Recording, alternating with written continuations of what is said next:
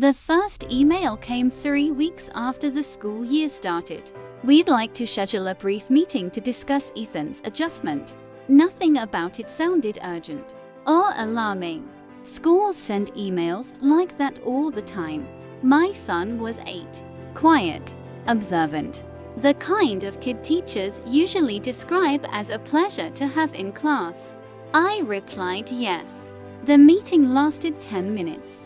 The counselor smiled. The teacher nodded. They spoke carefully, like people trained not to scare parents. Ethan is doing fine academically, the counselor said. This is more about social alignment. Alignment with what? I asked. Class expectations, she replied. Group dynamics, emotional pacing. I didn't fully understand, but I nodded. I trusted them. They're professionals, right? After that, I noticed small changes. Ethan stopped telling me about school. Not dramatically. He still answered questions. He just summarized. School was okay, nothing special. We did our work. One afternoon, I found a worksheet in his backpack titled Self-Reflection Log. Questions like, did I follow instructions immediately today? Did I express emotions at an appropriate level? Did I cause disruption by asking unnecessary questions? There were checkboxes, some already filled in. I asked him about it. That's for school, he said quickly. We're supposed to bring it back signed. Who filled this out? I asked. He hesitated. We do it together, he said. Sometimes the teacher helps. The next email arrived a week later. We've noticed Ethan responds well to structured guidance. We recommend continuing consistency at home.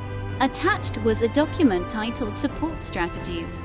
It included suggestions like limiting unscheduled conversations, encouraging compliance language okay, understood redirecting curiosity toward approved topics approved by who. I told myself I was overreacting. Parents complain about schools all the time. I didn't want to be that parent. At the next parent-teacher meeting, I brought it up gently. Ethan's always been curious, I said. He asks a lot of questions. The teacher smiled. Yes, she said. We're helping him manage that. Manage curiosity? She nodded. Unstructured questioning can be socially disruptive. That night, Ethan asked me something he'd never asked before. Am I bad at school? He said. No, I said immediately. Why would you think that? He shrugged. They say I'm still learning how to be normal. The word hit me harder than I expected. Normal. The next few months followed a pattern. More emails, more meetings, more language about support and adjustment. They never said Ethan was failing. They said he was progressing. One afternoon, he came home quieter than usual. Did something happen today? I asked. He shook his head. They took me out of class, he said. For what? Observation, he replied. It sounded rehearsed. I emailed the school that night asking for clarification. The response came from the vice principal. This is a routine part of our behavioral wellness initiative. Initiative, another word that meant nothing and everything. I requested a full report. What I received was a summary, charts, percentages, notes about eye contact, tone of voice, compliance speed. There was a section titled Risk Indicators. My son's name was there, highlighted. I demanded a meeting. This time, there were 4 people in the room.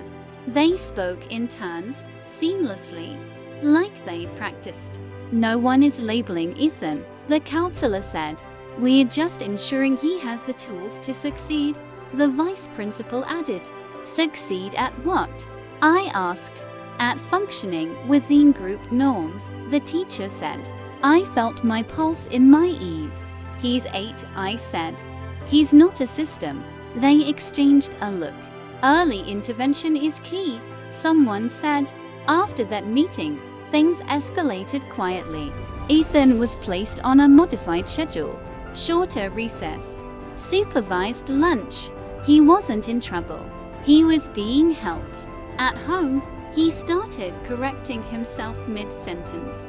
"I mean sorry, that wasn't relevant," he'd say. Sometimes, he'd stop talking altogether. One night, I overheard him practicing in his room. "Okay, I understand. That won't happen again." Over and over. I pulled him into a hug, and for the first time, he didn't hug back right away. "I don't want them to be disappointed," he said. That was the moment I knew something was deeply wrong. I contacted an external child psychologist. She met with Ethan twice. Then she met with me alone. "Your son isn't disordered," she said. "He's adapting to pressure." "What kind of pressure?" I asked. She hesitated. "The kind that rewards silence. When I took her assessment to the school, they rejected it. Outside evaluations don't always align with our framework," the vice principal said. "Framework?" They offered an alternative. "If you're uncomfortable," she said, "we can escalate to district-level support." I asked what that meant. She smiled gently. "More oversight," she said. "More resources." I pulled Ethan out of the school the next day. Just like that. The emails turned urgent. "We're concerned about disruption to Ethan's progress. Removing structure at this stage can be harmful. Please contact us immediately." The district called. Then social services. A woman came to our house and asked questions about routines, discipline, emotional expression. "Has Ethan ever resisted authority?" she asked. "He's a child," I said. Sometimes, she made a note. In the end, nothing official happened. No case, no action, just records. We moved schools the next year. A smaller place, fewer programs, less language. Ethan slowly came back. He laughs again, asks strange questions, interrupts me sometimes. Normal kid stuff.